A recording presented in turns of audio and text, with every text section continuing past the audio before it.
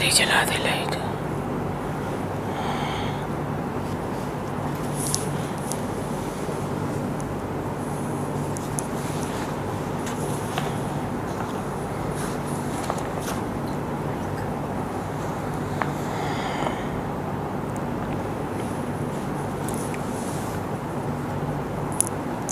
थोड़ा इसे सैनिटाइजर कर दे फूलों के।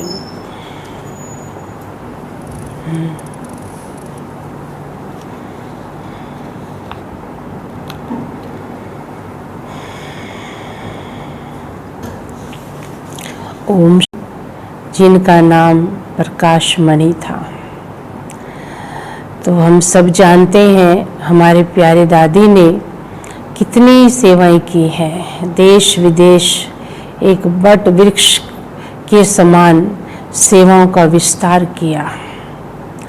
तो आज उस स्मृति दिवस ना यहाँ सेंटर पर भी अपने आर.के. पुरम में प्यारे दादी को भोग रखा गया है।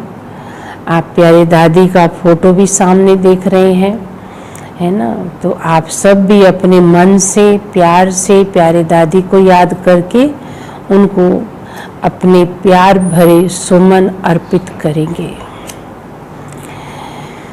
हम अभी प्यारे दादी के इस स्मृति दिवस पर प्यारे बाप दादा के महावाक्य सुनेंगे। प्यारे बाबा, हम बच्चों को रोज ज्ञान रत्नों से श्रृंगार करते हैं। बाबा ने आज 25 तारीख के महावाक्य हैं। 25 तारीख को हमारे दादी ना संपूर्ण अवस्था को प्राप्त किया था उन्होंने।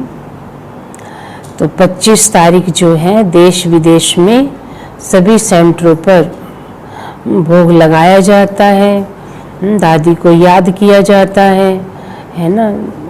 तो आत्मा का विशेष पाठ रहा इस यज्ञ के अंदर। तो आज बाबा के पहले महावाक्य सुनते हैं, फिर हम कुछ प्यारे दादी की विशेषताएं सुनेंगे।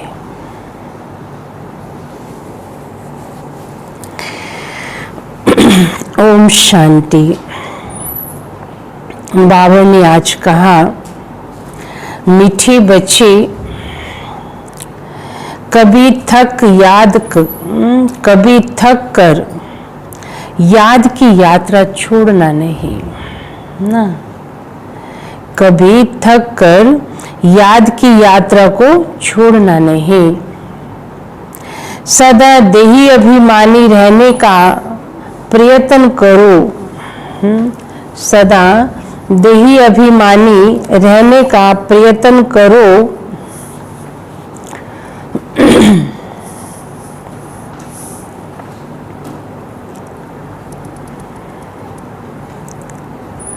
बाप का प्यार खींचने व स्वीट बनने के लिए याद में रहो, है ना। बाप का प्यार खींचने व स्वीट बनने के लिए याद में रहो।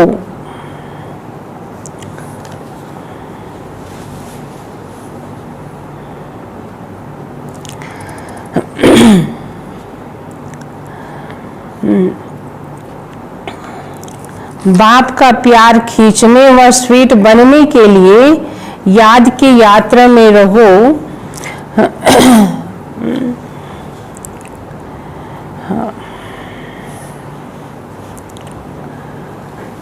थोड़ी सी बनाना, बाकी ठीक कर लेंगे भाई बहनों को। पूरे समय से बैठ के बाहर ऊपर सारे आगे कह रहे हैं। हाँ तो कोई बात नहीं, खराब चीज़ भोग के लिए बनाना, थोड़ी बनाना, भाई बहनों को चले ही देंगे। हाँ, तो हम सुना रहे थे, बाबा ने कहा, मीठे बच्चे, कभी थक कर याद की यात्रा को छोड़ना नहीं। सदा देही अभिमानी रहने का प्रयत्न करो। बाप का प्यार खींचने व स्वीट बनने के लिए याद में रहो ना। क्वेश्चन है 16 कला संपूर्ण अर्थात परफेक्ट बनने के लिए 16 कला संपूर्ण अथवा परफेक्ट बनने के लिए कौन सा पुरुषार्थ जरूर करना है? कौन सा पुरुषार्थ जरूर करना है?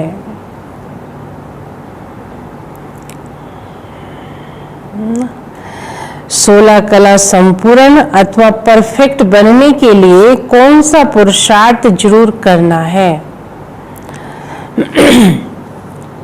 तो बाबा ने बताया है जितना हो सके स्वयं को आत्मा समझो, जितना हो सके स्वयं को आत्मा समझो,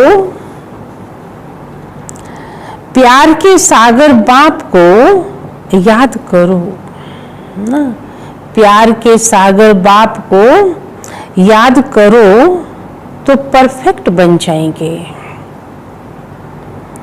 ना। जितना हो सके स्वयं को आत्मा समझो, प्यार के सागर बाप को याद करो तो परफेक्ट बन जाएंगे।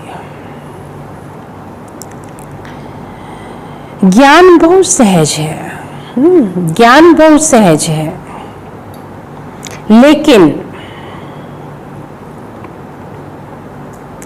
16 कला संपूर्ण बनने के लिए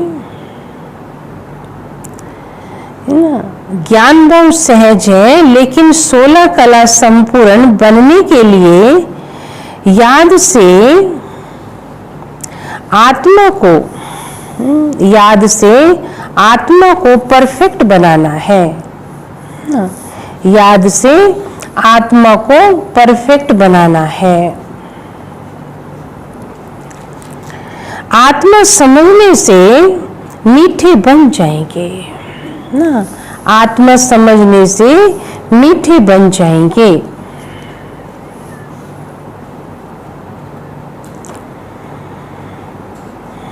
सब खिटे समाप्त हो जाएंगे, सब खिटे समाप्त हो जाएंगे।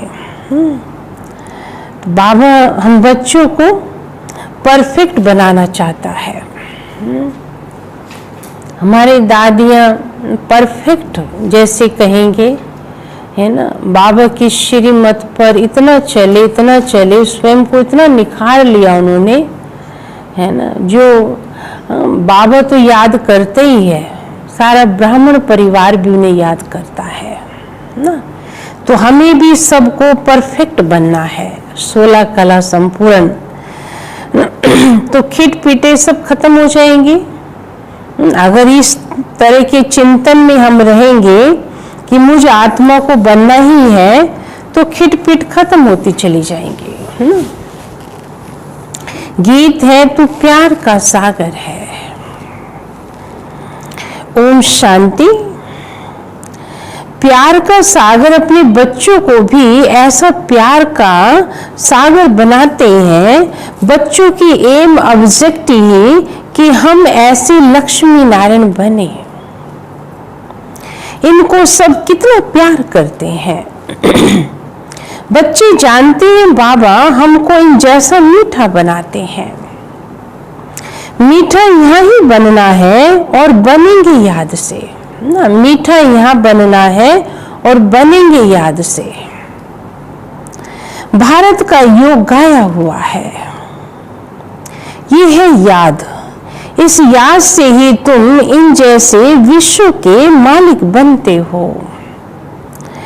यही बच्चों को मेहनत करनी है। तुम इस घमंड में मत आओ कि हमको ज्ञान बहुत है ना। बाबा कहता बच्चे ज्ञान तो मेरा है ना, तो ज्ञान तुम्हारा नहीं है, तुम्हें अपना घमंड ना आए।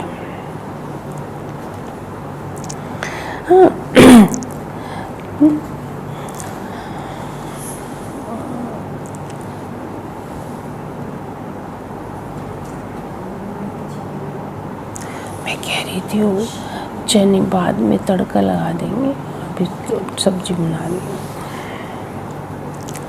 तो बता रहे थे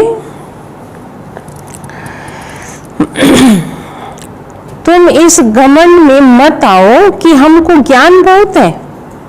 मूल बात है याद ना, मूल बात है याद। याद ही प्यार देती है, याद ही प्यार देती है।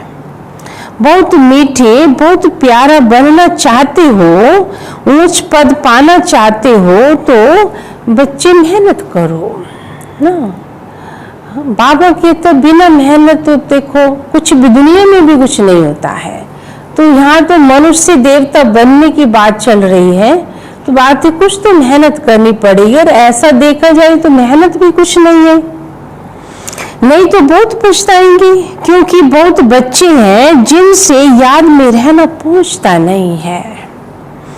थक जाते हैं तो छोड़ देते हैं। एक तो देही अभिमानी बनने के लिए बहुत प्रयत्न करो, नहीं तो बहुत कम याद में पद पालेंगे। याद कम होगी तो पद भी कम हो जाएगा, फिर नहीं तो बहुत कम पद पाएंगे। इतना स्वीट कभी नहीं होंगे। बहुत थोड़े बच्चे हैं जो खींचते हैं, क्योंकि याद में रहते हैं ना। सिर्फ याद की यात्रा चाहिए, जितना याद करेंगे उतना स्वीट बनेंगे। इन लक्ष्मी नारायण ने भी अगले जन्म में बहुत याद किया है, याद से स्वीट बने हैं। सतयुग के सूर्यवंशी पहले नंबर में, चंद्रवंशी से पहले नंबर में सूर्यवंशी, फिर चंद्रवंशी है सेकंड नंबर में ना, और तीसरे नंबर पर है वैश्यवंशी, चौथे नंबर पर है शूद्रवंशी। अब बाबा ने आके इन बच्चों को शूद्र से ब्राह्मण बनाया। ये लक्ष्मी नारायण बहुत प्रिय लगते हैं। इन लक्ष्मी नारायण के फीचर्स और राम सीता के फीचर्स में बहुत फर्क है। इन लक्ष्मी नारायण पर कभी कोई कलंक नहीं लगाया। कलंक कृष्ण को लगते हैं, कृष्ण पर भूल से कलंक लगाए हैं, जबकि कृष्ण को कलंक लगाने की भी आवश्यकता नहीं है। वो तो पवित्र सत्य का पहला प्रिंस है। तो इस आत्मा ने, कृष्ण की आत्मा ने इस संगम युग पर लास्ट जन्म में कितनी गालियां खाई हैं। कलंक किस जन्म में लगते हैं? लास्ट जन्म में। राम सीता पर भी लगाई है। बाप कहते हैं बहुत मीठा तब बनेंगे जब समझेंगे कि हम आत्मा हैं। आत्मा समझ बाप को याद करने में बहुत मजा है। जितना याद करेंगे उतना सतो प्रधान 16 कला संपूर्ण बनेंगे। 14 कला फिर भी डिफेक्टेड हुआ ना, 2 कला कम हो जाती है ना, और डिफेक्ट होती जाती है, फिर कमियां आती जाती हैं। 16 से 14, 14 से फिर नीचे आएंगे, द्वापर में 8 रह जाएंगी, है ना। ऐसे करते करते कलाहीन हो जाती है आत्मा। 16 कला परफेक्ट बनना है। ज्ञान तो बिल्कुल सहज है, कोई भी सीख जाएंगे। बाबा का ज्ञान तो इतना सहज है कि कोई बच्चा भी सुना सकता है सीख कर।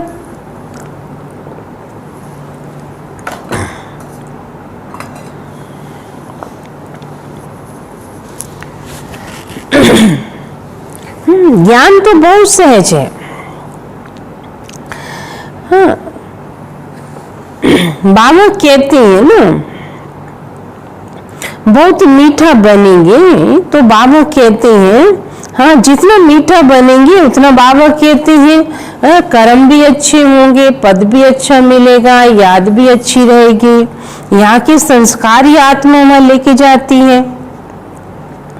कोई भी सीख जाएंगे। ज्ञान को इतना सहज है। 84 जन्म कल्प कल्प लेते आए हैं, अब वापिस तो कोई जा नहीं सकता जब तक पूरा पवित्र ना बने, नहीं तो सजाएं खानी पड़े। बाबा बार बार समझाते हैं जितना हो सके पहले पहले ये एक बात पक्की करो कि मैं आत्मा हूं।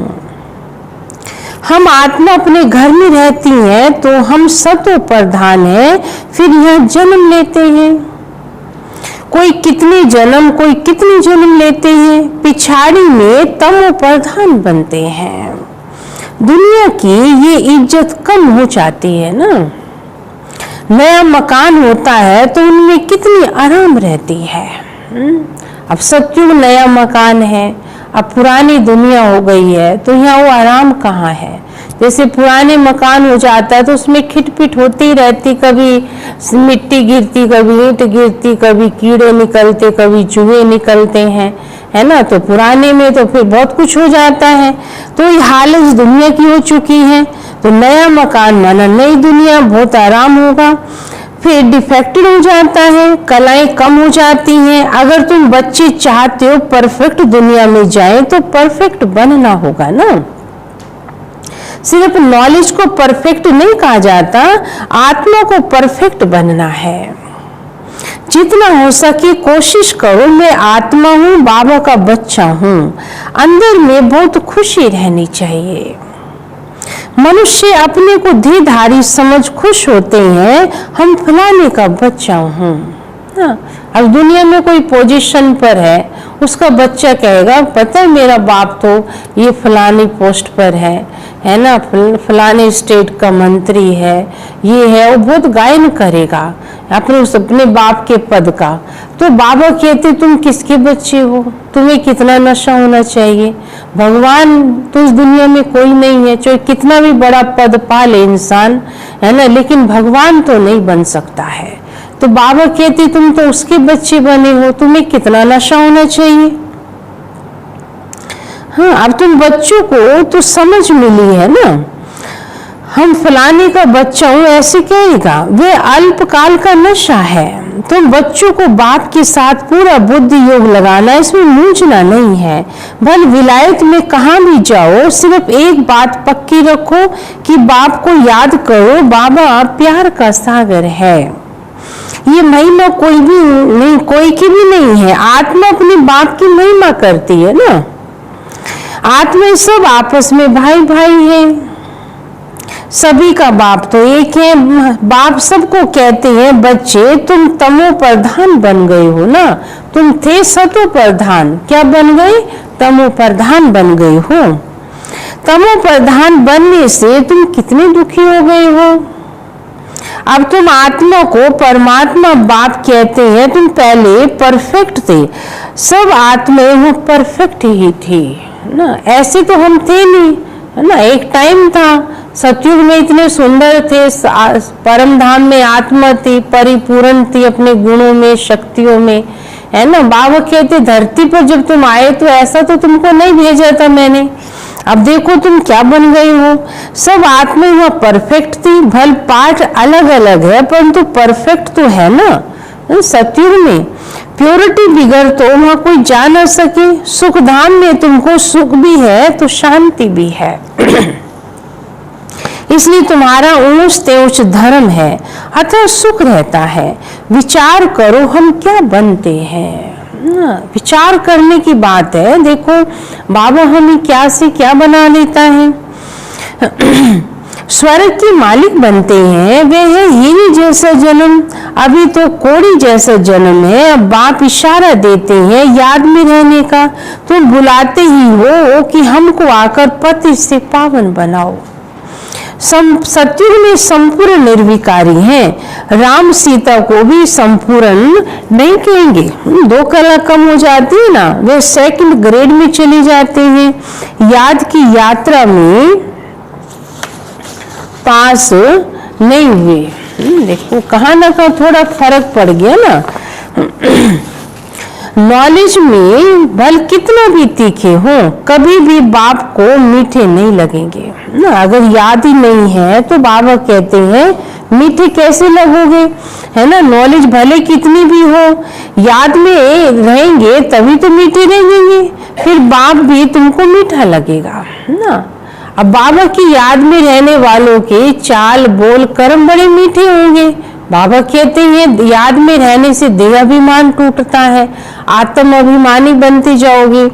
पढ़ाई तो बिल्कुल कॉमन है, पवित्र बनना है, याद में रहना है, ये अच्छी रीति नोट कर दो। फिर ये जो कहाँ कहाँ खिटखिट होती है, अहंकार आ जाता है, वे कभी नहीं होगा फिर ना। याद की यात्रा में रहने से मूल बात अपने को आत्मा समझ बाप को याद करो। ना। मेन तो बाबा का पाठ शुरू से लेके अब तक यही रहा कि बच्चे तुम अपने को आत्मा समझो ना। अब शुरू से लेके जब बात थी, जिस दिन ये पाठ तुम्हारा पक्का हो जाएगा उस दिन पढ़ाई पूरी हो जाएगी, क्योंकि आत्मा समझने से बहुत सारे विक्रम बाबा कहते देह अभिमान से उत्पन्न होते हैं। आत्म अभिमानी रहेंगे तो हमारे विक्रम खत्म हो जाएंगे।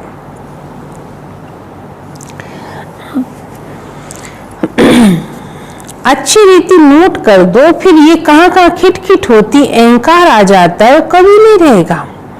याद की यात्रा में रहने से मूल बात अपने को आत्मा समझ बाप को याद करो। दुनिया में मनुष्य कितना लड़ते झगड़ते हैं, जीवन ही हीरे जैसे जहर मिसल बन गई है ना। बाबा देखता है इन 5 विकारों ने मनुष्य का जीवन ऐसा, विकार क्या है, ये पॉइजन है। 5 विकार ये अक्षर सत्युग में नहीं होंगे, आगे चलिए तो मनुष्यों की जीवन और ही जहर होती जाएगी। ये है ही विष सागर। गौरव नरक में सब पड़े हैं, बहुत गंध है, दिन प्रतिदिन गंध वृद्धि को पाता जाता है। इसको कहा जाता है डर्टी वर्ल्ड। एक दो को दुखी देते रहते हैं क्योंकि देह अभिमान का भूत है ना। हाँ, देह अभिमान का भूत क्या करेगा, नुकसान ही करता है। काम का भूत है, बाप कहते हैं इन भूतों को भगाओ, ये भूत ही तुम्हारा काला मुंह करते हैं। काम चिता पर बैठ काले बन जाते हैं, तब बाप कहते हैं हम आकर ज्ञान अमृत की वर्षा करते हैं। अभी तुम क्या बनते हो, वहां तो हीरो के महल होते हैं, सब प्रकार के वैभव होते हैं, यहाँ तो सब मिलावटी चीजें हैं। देखो बाबा को सब कुछ पता है ना, क्या क्या है, दूध मिलावट का, अनाज मिलावट का, कोई भी ऐसी चीज नहीं है जो प्योर बिल्कुल शुद्ध हो। घी देख लो, तेल देख लो, सब मिलावट। तो बाबा को लगता है मेरे बच्चे क्या खा रहे हैं सारे। गौओं का खाना देखो, हाँ गौओं क्या खा रही है आज की गाय, गंध खा रही है ना। कहते जब गाय विष्ठा खाए ना, गंध खाए, तो समझो ये दुनिया रहने लायक नहीं है।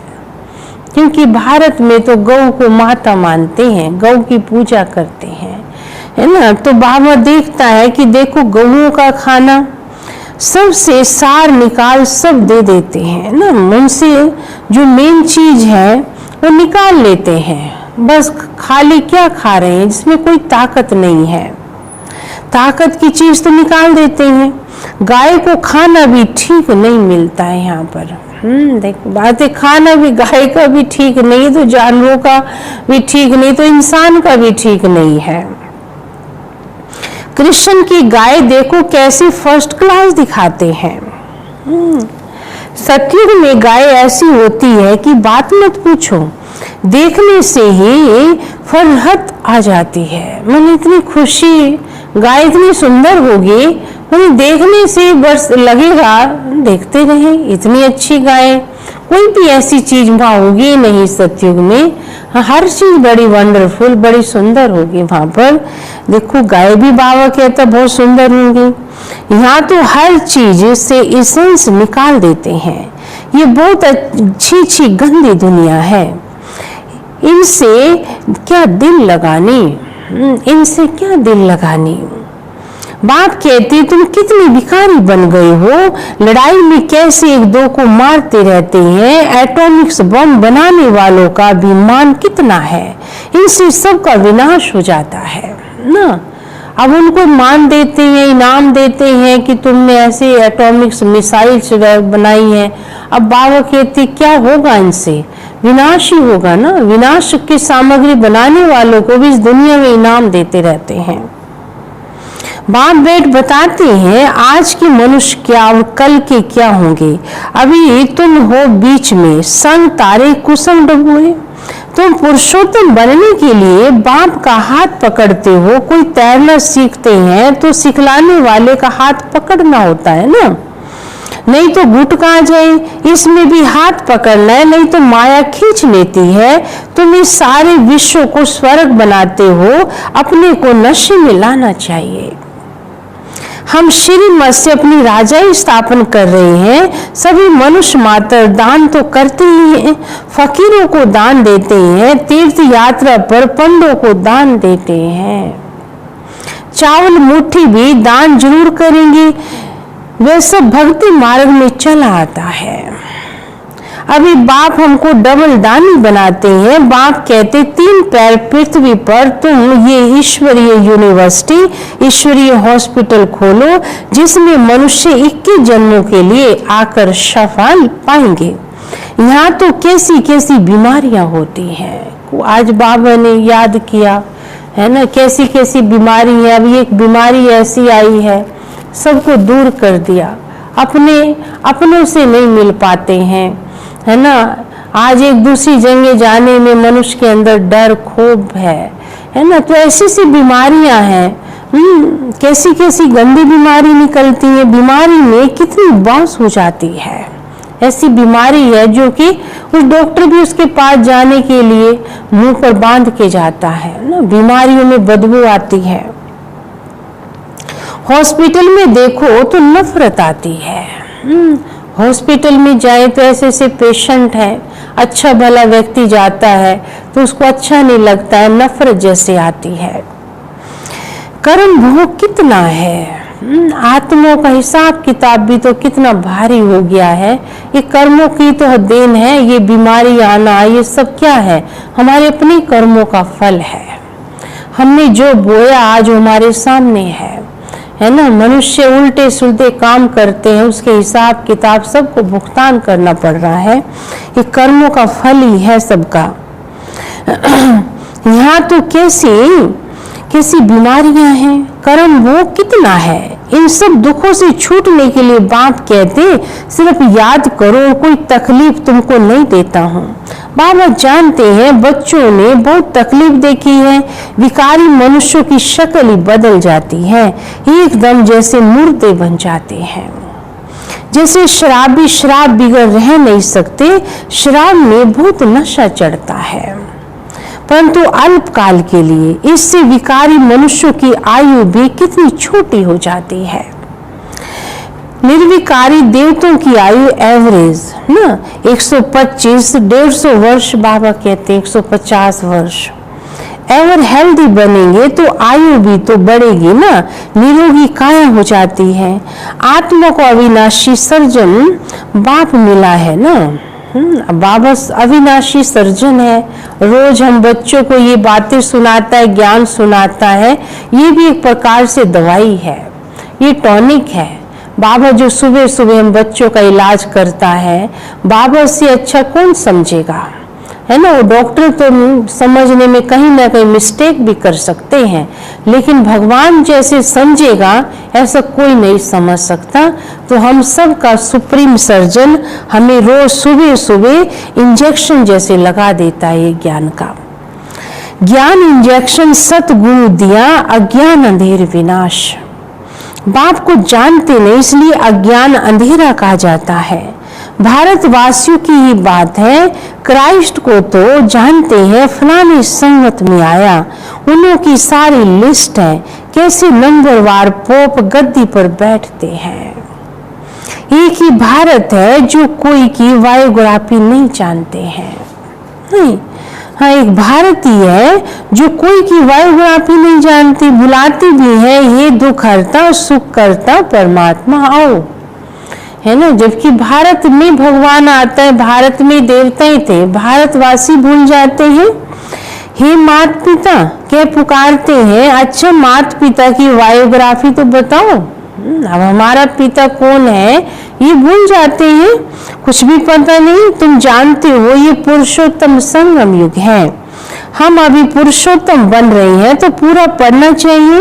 लोक लाज कुल की मर्यादाएं में भी बहुत फंसे रहते दुनिया में। भगवान की बातें अच्छी लगती हैं, लेकिन लोक लाज मर्यादों में ऐसे फंसे रहते हैं कि लोग क्या कहेंगे, हम ज्ञान सुनने लग जाएंगे तो। अरे किसका ज्ञान है, मुझे आत्मा मेरे पिता का ज्ञान है, मेरा पिता मेरे से बात करता है, रियल बाप। इसमें लोक लाज की बात ही नहीं है।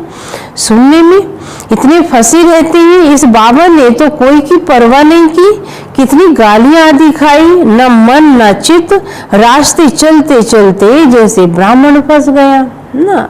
ब्राह्मण माना ब्रह्मा बाबा है ना, जन्म के भी ब्राह्मण ही थे ना।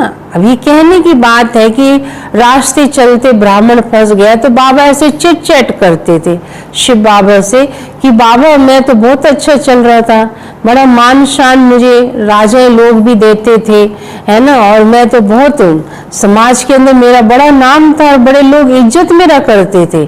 जब आप आए तो मुझे तो बहुत गालियां सुननी पड़ रही हैं है ना। तो बस उस पर कह दिया कि रास्ते चलते जैसे ब्राह्मण फंस गया। तो फंसना तो नहीं कहेंगे, लेकिन हाँ चिट चैट है ये बाप और दादा की। बाबा ने ब्राह्मण बनाया तो गाली खाने लगे ना। पहले तो बाबा का बड़ा समाज में, अब भगवान के जो बनते दुनिया में भी तो लोग तरह तरह की बातें तो करते ही हैं। मीरा थी, मीरा को कितनी बातें सुननी पड़ी, लेकिन मीरा ने लोक लाज सब छोड़ दी। किसकी बनी है ये सोचो। मीरा तो फिर भी कृष्ण को याद करती थी। अब हम तो कृष्ण के बाप के बच्चे, वो हमें पढ़ाता है, इसमें लोक लाज की बात ही नहीं। हमारा भविष्य एक जन्म का नहीं, कई जन्म सुधार रहा है ना। सारी पंचायत थी एक तरफ, दादा दूसरी तरफ। कितने लोगों ने विघन डाले उस समय, कितनी बातें आई, लेकिन बाबा को तो पता था कौन आया है धरती पर, कौन कह रहा है। बाबा कहता था इनको नहीं पता बाबा ये क्या कर रहे हैं। हाँ, पहचान नहीं पा रहे थे भगवान को। तो ब्रह्मा बाबा को कोई हिला थोड़ी सका, उसने विश्वास निश्चय भगवान को पहचान लिया था। सारी सिंधी पंचायत कहे कि ये क्या करते हो। अरे गीता में भगवानो वाच है ना, काम महाशत्रु है। इंसानों के अंदर ना विकारों ने इतना राज कर लिया है, तो बातें भी क्यों उठी थी, क्यों लोगों के अंदर ये एंटी क्यों हो गए कि लोग विकार नहीं छोड़ना चाहते। विकारों के कारण ही बाबा को कई तरह के विघन डालते थे। तो बाबा वही बात सुना रहे हैं कि गीता में भी तो लिखा है ना, काम महाशत्रु है, इस पर जीत पाने से विश्व के मालिक बनोगे। ये तो गीता के अक्षर हैं। मुझसे ही कोई कहलाते कि काम विकार को जीतने से तुम जगत जीत बनेंगे ना, भगवान कह रहा था ना इनके मुख से। इन लक्ष्मी नारायण ने भी जीत पाई है ना, इसमें लड़ाई आदि की तो कोई बात ही नहीं है। तुमको स्वर्ग की बादशाही देने आया हूँ, अब पवित्र बनो और बाप को याद करो ना। पवित्र बनेंगे तभी तो बाबा कहते वर्षा ले पाओगे ना। स्त्री कहे हम पावन बनेंगे, पति कहे मैं नहीं बनूंगा। एक हंस और एक बगला तो भी खिटपिट होती है। विकारों को छोड़ना तो अच्छी बात है। बाप आकर ज्ञान रतन चुगाने वाले हंस बनाते हैं, एक बनता है और दूसरा न बनता है तो फिर झगड़ा ही होगा ना। हाँ, एक कहे कि मैं विकारी जीवन जीऊं और एक कहता मैं पवित्र जीवन जीऊं, तो वही है ना, एक असुर और एक देवता बात हो जाती है। शुरुआत में बहुत ताकत थी, अभी इतनी ताकत कोई में है नहीं। भले कहते हैं हम वारिस हैं, परंतु वारिस बनने की बात और है। शुरू में तो कमाल थी, बड़े बड़े घर वाले फर्श से छोड़ आए वर्षा पाने के लिए, तो वे लायक बन गए। पहले पहले तो आने वालों ने कमाल की है, अभी ऐसे कोई विरले निकलेंगे ना। लोक लाज बहुत है, पहले जो आए उन्होंने बहुत हिम्मत दिखाई, अभी कोई इतना साहस रखे बहुत मुश्किल है। देखो बाबा को भी पता है, अब बच्चों के इतनी ताकत नहीं जो शुरू में थी बच्चों में ताकत। हाँ, गरीब रख सकते हैं, माला का दाना बनना है ना तो पुरुषार्थ करना पड़े। माला तो बहुत बड़ी है, 8 की भी है, 108 की भी है, फिर 16,108 की भी है। बाप खुद कहते हैं बहुत बहुत मेहनत करो, अपने को आत्मा समझो, सच बतलाते नहीं हैं। अच्छे अच्छे जो अपने को समझते हैं उनसे भी विक्रम हो जाते हैं। देखो बाबा तो किस पे नजर नहीं रखता, अच्छे कहलाते हैं लेकिन कहाँ ना कहाँ बाबा कहते हैं उनसे भी विक्रम हो जाते हैं। भले ज्ञानी तो आत्मा है, समझानी अच्छी है परंतु योग है नहीं। दिल पर नहीं चढ़ते, याद में ही नहीं रहते तो दिल पर भी नहीं चढ़ते हैं। याद से तो ताकत मिलती है ना, याद नहीं है तो बाबा कहते हैं स्वभाव बदलेगा नहीं, है ना। याद से ही हमारे संस्कार बदलते हैं, व्यवहार भी याद से ही अच्छा बनता है। तो बाबा कहते याद करते नहीं तो फिर दिल पे कैसे चढ़ेंगे। शुरू में फट से वारी गई, अब वारी जाना मासी का घर नहीं, मूल बात है याद, तब ही खुशी का पारा चढ़ेगा। जितनी कलाएं कम होती गई उतना दुख बढ़ता गया, और फिर जितनी कलाएं बढ़ेंगी उतना खुशी का पारा चढ़ेगा।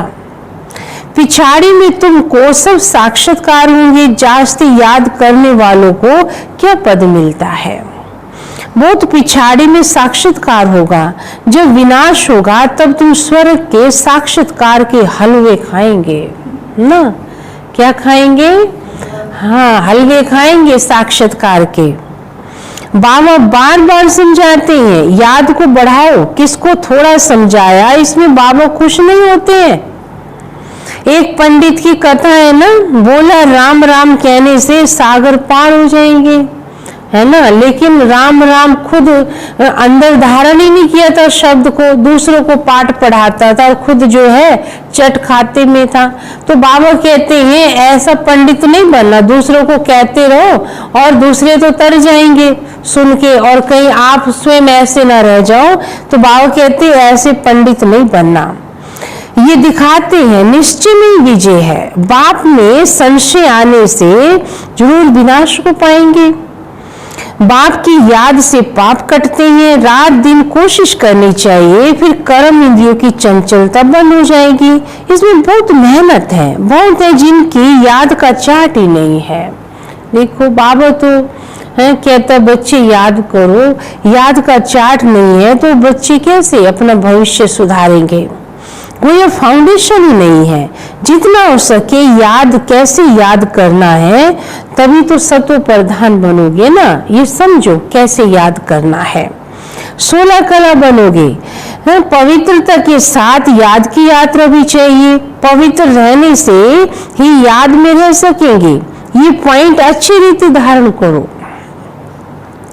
बाप कितना निरंकारी है, आगे चल तुम्हारे चरणों में सब झुकेंगे, कहेंगे बरोबर ये माता स्वर्ग का द्वार खोलती हैं। याद का जोर अभी कम है। कोई भी देहधारी को याद मत करना। तमो प्रधान से सतो प्रधान बनने में मेहनत तो लगती है ना। तो इसलिए बाबा कहते मेहनत भी ऐसी मेहनत नहीं है। इस दुनिया में तो बहुत मेहनत करते हैं, लेकिन भगवान का बनकर ऐसी कुछ मेहनत नहीं है। सिर्फ बाबा कहता बच्चे मेरी श्रीमत पर चलते रहो, बस उसमें कोई मेहनत नहीं है। श्रीमत पे नहीं चलते हैं तो मेहनत लगती है। अच्छा मीठे मीठे सिकी लदे बच्चों प्रति माता पिता बाप दादा का याद प्यार और गुड मॉर्निंग। रूहानी बाप की रूहानी बच्चों को नमस्ते। हम रूहानी बच्चों के रूहानी बाप दादा को याद प्यार गुड मॉर्निंग और नमस्ते। अच्छा, धारणा के लिए मुख्य सार है। पहला है इस पतित छी छी दुखदाई दुनिया से दिल नहीं लगानी है। इस पतित छी छी दुखदाई दुनिया से दिल नहीं लगानी है ना। बाबा को तो रहता है बच्चे यहाँ क्या दिल लगाओगे, तो दिल लगाते नुकसान हो जाता है ना। इस पति छी छी दुखदाई दुनिया से दिल नहीं लगानी है। एक बाप का हाथ पकड़, एक बाप का हाथ पकड़, इससे पार जाना है।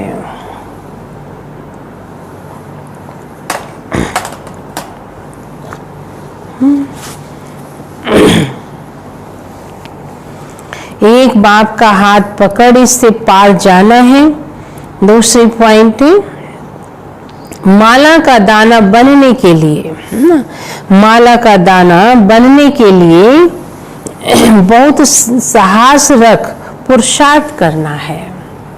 माला का दाना बनने के लिए बहुत साहस रख पुरुषार्थ करना है।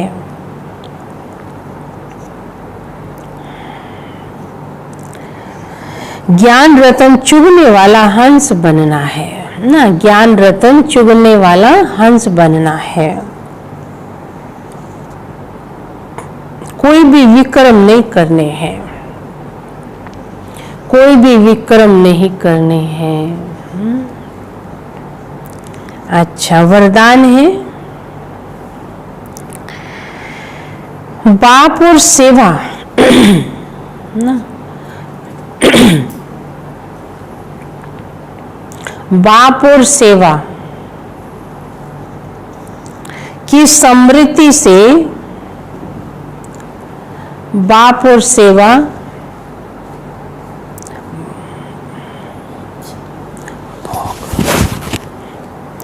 बाप और सेवा की समृद्धि से एक रस स्थिति का, एक रस स्थिति का अनुभव करने वाले, अनुभव करने वाले सर्व आकर्षण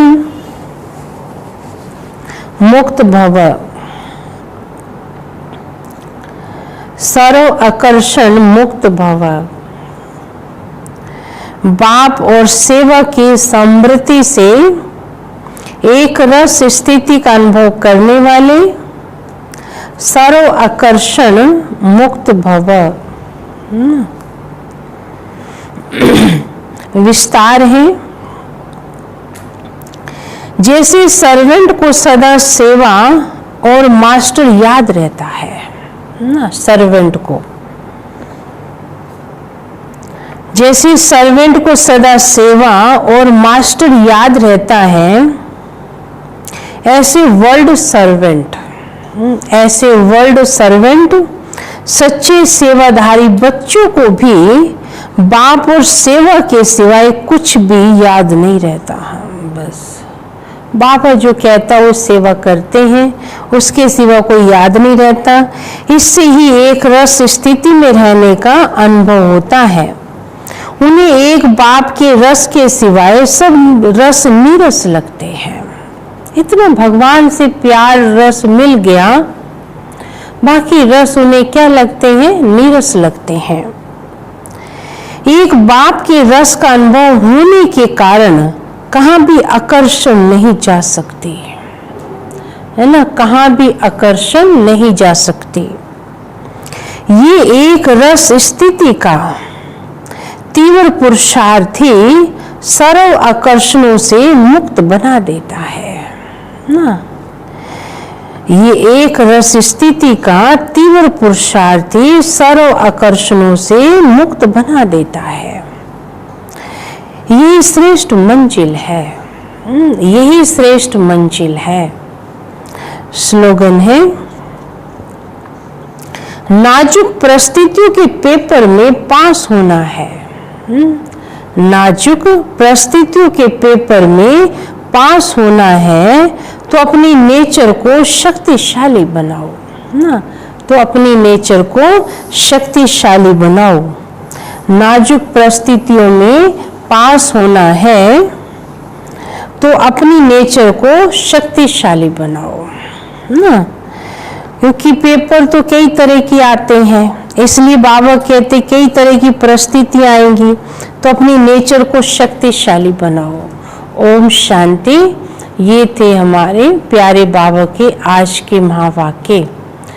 तो अभी हम प्यारे बाबा को भी और प्यारी दादी को भी भोग लगाएंगे, है ना। हमारी दादी की विशेषताएं क्या रही ये तो आप सब कुछ भाई बहनें हैं जो नहीं जानते हैं, जो बाद में आए हैं, है ना। 2007 में हमारे दादी आविर्भूत हुए थे, तो उस समय जो है जो भाई बहन उस समय आए थे उन्होंने तो दादी की पालना ली 2007 से पहले।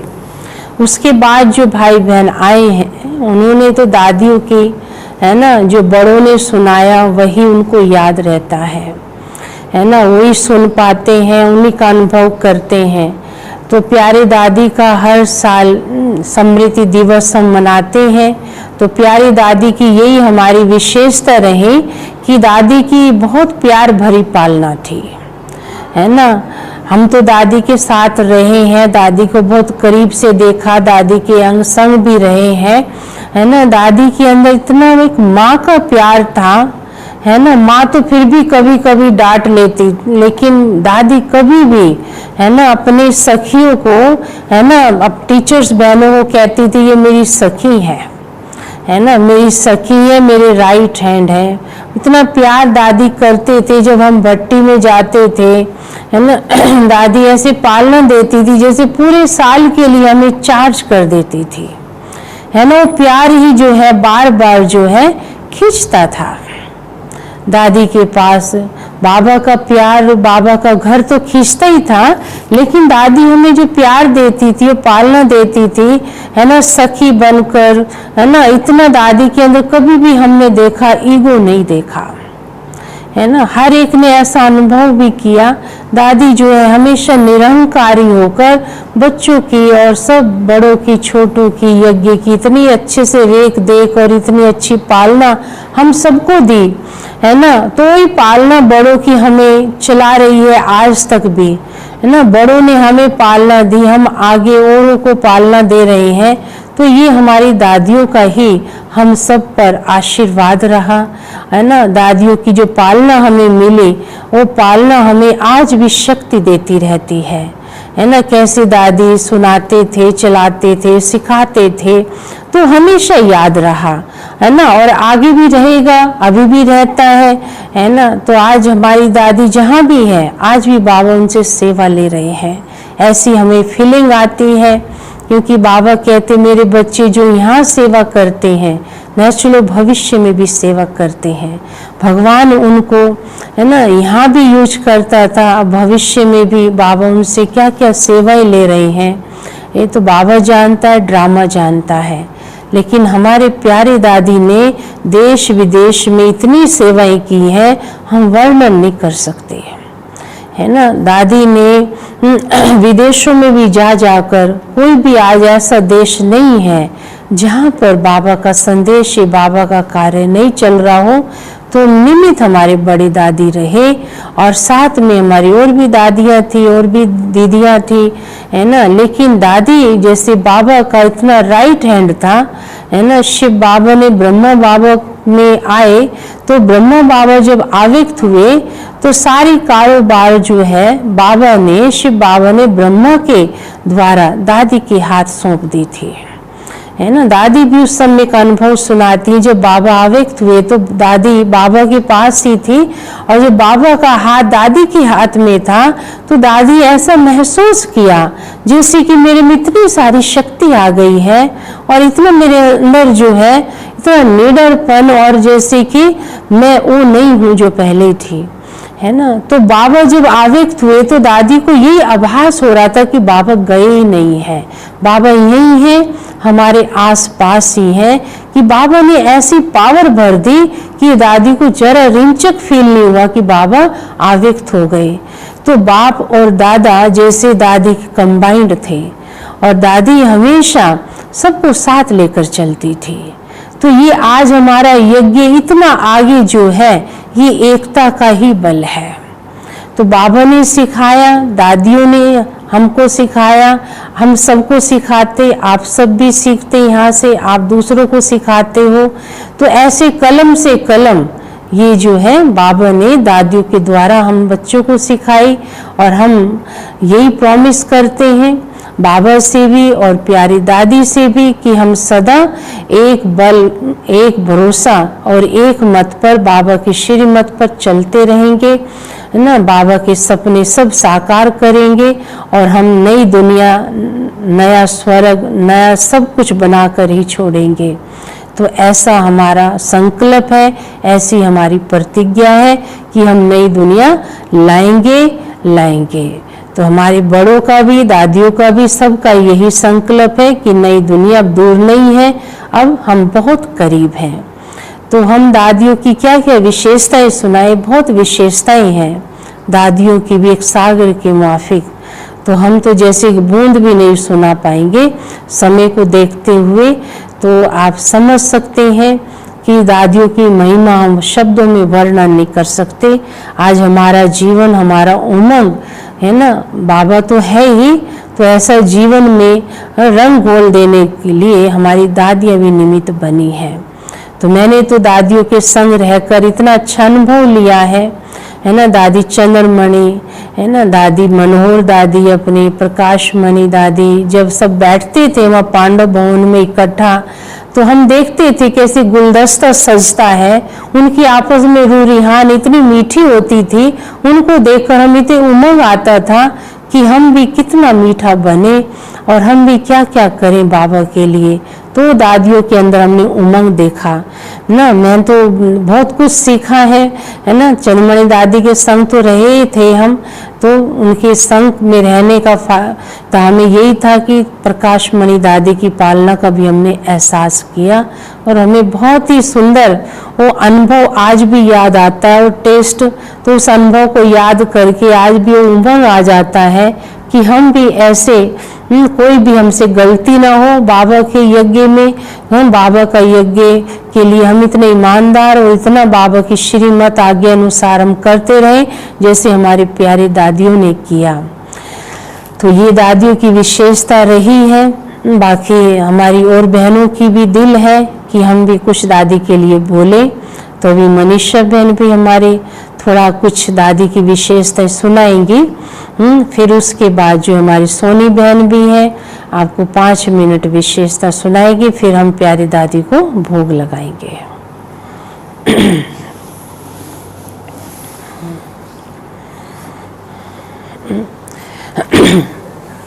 आप सब भी दादी को दिल है तो आप सब भी भोग लगा सकते हैं घर में, भले अब नहीं बनाया तो दिन में भी लगा सकते हैं। बाकी यहाँ भोग बना है आप सबके लिए भी, तो बाबा के घर भी आ सकते हैं भोग लेने के लिए, है ना। प्यारे दादी भी हमारे जैसे ब्रह्मा बाबा समान ही कहेंगे, है ना। ये दादियाँ जैसे इस दुनिया का इस यज्ञ की जैसे फाउंडेशन रही है ना।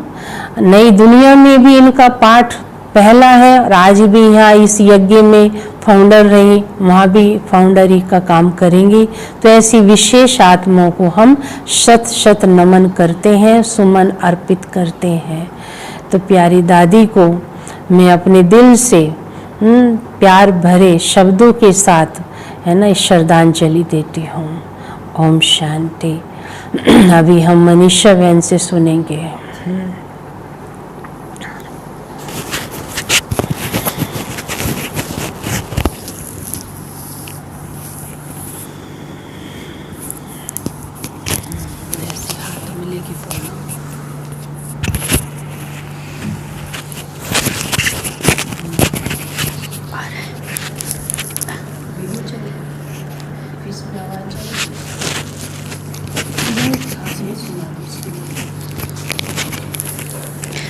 ओम शांति।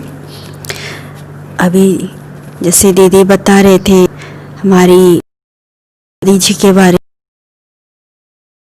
में, सारे विश्व में ही मनाते हैं और इसे विश्व सद्भावना दिवस यानी वर्ल्ड हार्मनी डे के रूप से भी मनाते हैं, क्योंकि दादी जी सिर्फ एक व्यक्तित्व ही नहीं है लेकिन संपूर्ण जो ये ईश्वरीय विश्वविद्यालय है जो शिव बाबा ने प्रारंभ किया, उसको रिप्रेजेंट करने के लिए आपने अपनी जो संपूर्ण जीवन का समर्पण किया वो स्वरूप हमें दिखाई पड़ता है। तो हम जो वर्तमान में देख रहे हैं तो ये दादी जी की ही पालना का, उनके गुणों को जो उन्होंने यूज़ किया तो उसका ही ये प्रैक्टिकल प्रमाण है।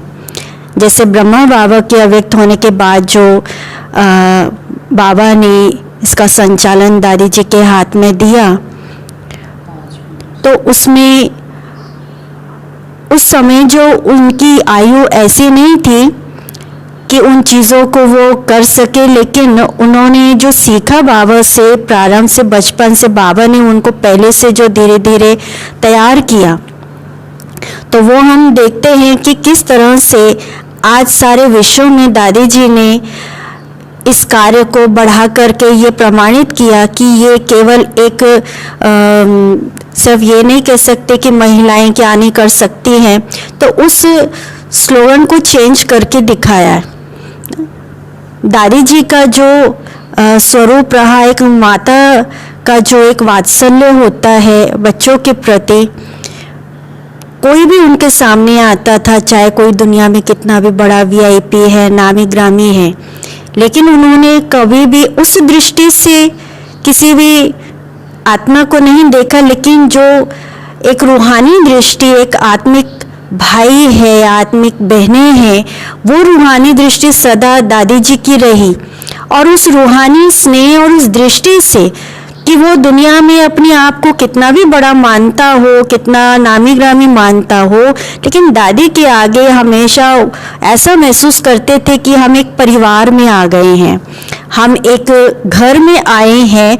और ऐसी भावना से वो उनके आगे झुक जाते थे, और जो भी वो इस ईश्वरीय कार्य को समझ करके जो सहयोग उनको इच्छा होती थी कि हम करें, वो हमेशा करते थे। तो इस तरह से कई आत्माएं सिर्फ दादी जी के स्नेह से ही वो इस परिवार से जुड़े, इस ईश्वरीय विश्वविद्यालय से जुड़े। और उनका जो हमेशा एक नेचर, जैसे दादी ने कहा कि अपनेपन की जो हमेशा भावना रहती थी, जो इतनी जो बहनें हैं, जो समर्पित बहनों की पालना आपने की, तो कभी भी उनको ऐसे नहीं समझते थे कि ये मेरे अंडर है, लेकिन हमेशा उनको सखी के रूप से ही देखते थे। और जैसे बताया कि पांडव भवन के आंगन में जैसे हम अकाउंट मीटिंग में जाते थे, तो रात्रि को भोजन के बाद वो सभी बहनों को बुला लेते थे, और जो भी वहाँ दादियाँ होती थी वो ऐसे कुर्सियों पर बैठते थे, और हम नीचे ऐसे बिछा करके सभी बहनें आसपास बैठती थी और एक चिट चैट रुझान करते थे। तो कभी ऐसे नहीं लगता था कि हम कोई एक चीफ के आगे बैठे हैं, लेकिन लगता था हम अपनी एक माँ के आगे बैठे हैं। और हमेशा अपनेपन की उन्होंने फीलिंग दी, जिससे कोई भी किसी भी को कोई प्रॉब्लम हो या कोई कुछ ज्ञान की उनको गाइडेंस चाहिए या कोई प्रॉब्लम है उसका सॉल्यूशन चाहिए, तो बहुत सहज रीति से उनको देते थे। और कभी भी दादी ने अपने आप को उस पद के स्वरूप से नहीं शो किया, लेकिन हमेशा उस पद को एक साक्षी भाव से चलाया। कभी ये नहीं कहा कि मैं चीफ हूँ या मैं इसकी संचालिका हूँ, लेकिन उस कार्य को करने के लिए निर्णय तो दादी जी ही लेते थे, लेकिन कभी भी मैं निर्णय देती हूँ ये कभी भी हमने नहीं सुना। मैं शब्द तो कभी सुना ही नहीं। वो अगर कोई ऐसा निर्णय होता है, कोई विचार आता है, तो हमेशा कहते हैं दादी को ये विचार आया है, या दादी को ये संकल्प आता है, या दादी का ये ख्याल है, आपकी क्या राय है। और उस प्रमाण सभी जो है उस राय को विचार विमर्श करके जो देते तो वो मान्य करते थे, लेकिन कभी ये नहीं कहा कि नहीं जो दादी कहेंगे तो वो मानना है, या मैं जो कहती हूँ वो आपको ऐसे चलना है। तो कभी भी वो उनके शब्दों से हमने सुना ही नहीं। और जो स्नेह से वो उस विचार को रखते तो वो इतना सहज होता था कि हर कोई उसके लिए जो है वो मान्य हो जाता था और स्नेह से सहयोग के लिए आ जाते थे। जैसे हमको याद आता है जब ज्ञान सरोवर का प्रोजेक्ट शुरू हुआ 94-95 में, तो उस समय ये आया कि कैसे इस कार्य को करेंगे, क्योंकि वो स्थान को जो है करने के लिए, बनाने के लिए जो बेटर वर्ल्ड अकेडमी भी उसको नाम मिला, तो वो करने के लिए कैसे कार्य करे। उस समय जो थे करीब 3-4 लाख ही बाबा के रेगुलर स्टूडेंट्स थे। तो तब दादी को ये विचार आया कि किस रीति ये कार्य को हम कर सकते हैं। तो तब दादी ने ये विचार रखा कि हमारे इतने बाबा के बच्चे जो अनेक स्थानों पर पढ़ रहे हैं, अगर हर एक बच्चा 1 रुपया रोज का निकाले बाबा की उस भंडारे में, ज्ञान सरोवर के नाम से अगर 1 रुपया करता है, तो प्रतिदिन के हिसाब से अगर 3 लाख बच्चे भी हैं, अगर वो 1 रुपया भी डालते हैं, तो प्रतिदिन के लिए उस कार्य को, प्रोजेक्ट को शुरू करने के लिए, उसको पूर्ण करने के लिए हमें वो सहयोग सहज रीति हो सकता है। चाहे वो गरीब से गरीब बच्चा भी है तो वो इतना भी कर सकता है सहयोग। तो इस तरह से दादी कोई भी बड़े कार्य को, प्रोजेक्ट को या कोई भी सेवा होती थी तो बहुत ऐसी सहज तरीके से युक्तियाँ निकालती थी जो किसी के लिए भी जो मुश्किल लगता था तो वो सहज हो जाता था। और तब से ये एक प्रथा की तरह ही हो गया कि प्रतिदिन हर एक बाबा के बच्चे, ब्राह्मण बच्चे अगर 1 रुपया भी अपना सफल करते हैं तो उन्हें पद्मा पदम कितना भाग्य मिलेगा। तो वो चाहे वो गरीब भी है तो सोचे मैं क्या करूं, कैसे करूं। तो ये दादी ने एक युक्ति रखी जिसको कितने साधारण बच्चे भी उसको उन्होंने स्वीकार किया और उनका भी भाग्य बनाया। लेकिन साथ ही जो वर्तमान में जो भी बाबा के सेवाएं चलती थी, बड़े बड़े मेले होते थे, प्रोग्राम्स बनते थे या कोई किसी स्थान के निर्माण का कार्य होता था, शांतिवन बना, तो इस तरह से दादी कई युक्तियां निकालती थी। तो ऐसा कुशल प्रशासन उनका रहता था। और एक बार की बात है कि जो उस समय तत्कालीन गवर्नर थे चन्ना रेड्डी जी, वो आए हुए थे। उस समय बहनों की भट्टी चल रही थी। तो तब दादी जी को उन्होंने पूछा कि आपने ये कार्य तो इतना किया, लेकिन आपके पीछे कार्य को कैसे चलाया जाएगा। तो तब दादी ने यही कहा कि मैं अकेली नहीं हूँ, ये ईश्वर का कार्य है और मेरे साथ इतनी सारी बहनें हैं, तो ये सब बहनें संचालन करने वाले हैं। और वो आज भी हम देख रहे कि दादी के अव्यक्त होने के बाद भी इस कार्य की वृद्धि कितनी होती गई, बढ़ते गए। और जो विश्व कल्याणकारी का टाइटल जो बाबा कहता है तो वो दादी के ही नेतृत्व में हुआ। और आज विदेशों में भी इतनी सेवाएं जो फैली है, तो वो दादी ने उस यज्ञ को कहाँ से कहाँ पहुँचा दिया। और यूएन में भी एक सम्मानीय पद दिलाने के निमित्त आदरणीय दादी जी ही बने। और उन्होंने जैसे विश्व धर्म सम्मेलन जो पहला हुआ था, जिसका नेतृत्व हम जानते हैं स्वामी विवेकानंद ने किया, लेकिन दूसरा जो विश्व जो धर्म सम्मेलन हुआ जापान में, उसका नेतृत्व करने वाली हमारी सारे भारत से हमारी आदरणीय दादी जी रही, जो एक छोटी आयु में उन्होंने इसको रिप्रेजेंट करके दिखाया कि भारत एक आध्यात्मिक गुरु है। तो इस तरह से उनके अनेक गुणों के आधार से उन्होंने इस ईश्वरीय विश्वविद्यालय को एक विश्वव्यापी पहचान दिलाई। और वो कार्य इतना हम आज देख रहे हैं जो बाबा का कहाँ से कहाँ पहुँच गया। तो उसके निमित्त हमारी आदरणीय जो प्रकाशमणि दादी जी है वो रहे। तो आपको बहुत बहुत श्रद्धांजलि। ओम शांति।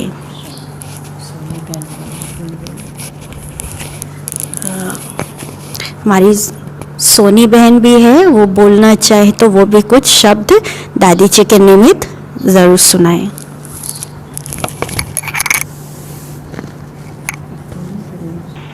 दादी ने हमें बहुत सारी शिक्षाएं दी हैं। कुछ शिक्षाएं मैं आपके साथ साझा करूंगी। जैसे दादी जी कहते थे कि जो इस रुद्र यज्ञ के अंदर अपना सब कुछ स्वाहा करता है तो यज्ञ भी उसको मनवांछित फल देता है। तो दादी कहते हैं कि जिस प्रकार से स्वाहा कर दी गई चीज जैसे अग्नि में डाल देते हैं, तो फिर से उसको वापस अगर हम निकालने की कोशिश भी करते हैं तो उस अग्नि से हाथ जल जाता है और फिर उसके बाद दिल जल जाता है। कहने का भाव, ये तो भगवान का यज्ञ है, इसके अंदर चाहे हम धन को समर्पित करें या फिर हम अपने किसी भी विकार या फिर हम किसी भी बुराई को बाबा के सामने यज्ञ में स्वाहा कर देते हैं, तो जब हम उसको वापस से लेना चाहते हैं तो हमारा मन उसको फिर खाने लगता है, मन की हमारा मन विचलित हो जाता है। जैसे जलने के बाद जो कष्ट होता है वैसा अनुभव होता है। दादी जी हमें दूसरी शिक्षा देते थे कि जिस प्रकार से ऊंचा बाबा, इतनी हाईएस्ट अथॉरिटी अपने को कहते हैं कि मैं तुम्हारा सर्वेंट हूँ, तो हमें कितना निरंकारी होना चाहिए बाबा को देखते हुए। तो इसके लिए दादी कहते थे कि हमेशा अपने को सेवाधारी समझो। सेवाधारी समझने से हमारे अंदर स्वतः ही निरंकारीपन की स्टेज आ जाती है। तीसरा, दादी जी हमेशा हमें ये कहते थे कि कईयों को कई बार होता है कि बीमारी लग जाती है, अनुमान की बीमारी, उसके वो शिकार हो जाते हैं और एक दिन मर जाते हैं। कहने का भाव, कई बार ऐसा होता है कि हम सोचते हैं कि मेरे बारे में दूसरा ये सोच रहा है, वो पता नहीं क्या कहता होगा, क्या करता होगा। तो ये एक अनुमान लगाने की बीमारी है जो हमारा ही शिकार कर देती है। और इसके कारण क्या होता है, फिर बच्चे घर बैठ जाते हैं, यानी वो ज्ञान और योग से मर जाते हैं। दादी जी हमें अगली शिक्षा ये भी देते थे कि कभी भी अपना माथा क्यों क्यों के प्रश्नों में जाकर खराब नहीं करना चाहिए। हमेशा हमें अपने दिमाग को शीतल कुंड बना के रखना चाहिए। कभी कभी ऐसा भी हो सकता है कुछ लोग आपको गिराने के लिए आपके लिए गड्ढा खोद ले, लेकिन अगर आपके मन में बाबा के श्रीमत अनुसार शुभ भावना है तो बाबा स्वतः आपकी रक्षा करता है, क्योंकि आपके अंदर सच्चा भाव है, शुभ भाव है, तो बाबा ऐसे बच्चों की रक्षा अवश्य करता है। ये भी दादी कहते थे, हम राजयोगी हैं, हम कोई दुर्वासा नहीं है जो ऐसी चीजों के लिए दूसरों को श्राप दे। तो हमें किसी को श्रापित नहीं करना है, लेकिन हमेशा शुभ भावना सबके प्रति रखनी है। ऐसे तो बहुत सारी शिक्षाएं हैं, लेकिन लास्ट बात मैं बताती हूँ। जैसे कि दादी कहते थे, प्रकृति का नियम है कि सर्दी के समय सर्दी होनी है, गर्मी के समय गर्मी होनी है, लेकिन हम क्या करते हैं, अगर हमारे पास साधन है तो हम उसको इस्तेमाल करते हैं, परंतु हम कभी भी इन सब बातों से परेशान होकर के प्रकृति के इन सभी जो भी परिवर्तन होते हैं उससे हम दुखी नहीं होते हैं, हम उनको सहन करते हैं, क्योंकि हम जानते हैं कि प्रकृति जो है वो तमो प्रधान है और वो दुख देगी ही इस समय।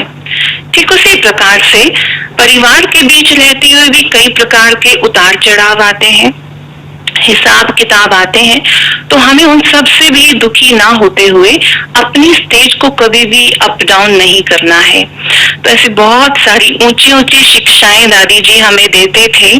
तो ऐसी शिक्षाओं के कारण ही जब लास्ट समय आया था बाबा का, ब्रह्मा बाबा का, जब उनको अपना ये विनाशी शरीर त्यागना था, तो उस समय किस प्रकार से जो है दादी जी को सारे यज्ञ का कारोबार और पूरी जो हर एक चीज की संभाल करने के लिए सौंपा गया, उसके लिए भी बताते हैं कि जब रात्रि में ब्रह्मा बाबा लास्ट क्लास करा रहे थे, सबको प्यार भरी और योग युक्त दृष्टि दे रहे थे, तो सब तरफ से दृष्टि घूम करके बाबा सबको देते हुए लास्ट में आकर दादी प्रकाश मणि जी सामने बैठे हुए थे और उनको जो है दृष्टि वहां पर रुक जाती थी। ब्रह्मा बाबा की दृष्टि दादी प्रकाश मणि जी के ऊपर आकर रुक जाती थी। ऐसा कई बार ब्रह्मा बाबा ने उस समय किया, यानी कि शिव बाबा और ब्रह्मा बाबा दोनों दृष्टि दे रहे थे, सभी बच्चों को दे रहे थे जो सामने बैठे थे, लेकिन 2-3 बार जैसे दे रहे थे, इधर लेफ्ट टू राइट और इधर उधर करके जैसे सभी बच्चों को दृष्टि दे रहे थे, तो सबको देते, लेकिन दादी प्रकाश मणि जी को थोड़ा ज्यादा समय के लिए दे रहे थे। तो इस प्रकार से उस संदेश को दादी जी ने कैच किया कि बाबा कुछ कहना चाहते हैं। तो फिर बाबा ने क्लास से विदाई ली और जाकर अपने कक्ष में बैठ गए। तब दादी ही थे जो उस बात को, उन्होंने इस इशारे को, दिव्य इशारे को समझा और बाबा के पास गए। तो इन सारी शिक्षाओं को देखते हुए शिव बाबा ने ब्रह्मा बाबा के बाद ये सारा कारोबार दादी जी की विशेषता को देखते हुए उनको सौंपा। एक दिव्य शक्ति और दृष्टि के रूप में दादी को सारा यज्ञ का पूरा इस फाउंडेशन को मजबूत बनाने का कारोबार बाबा उनको सौंप करके वतन में चले गए।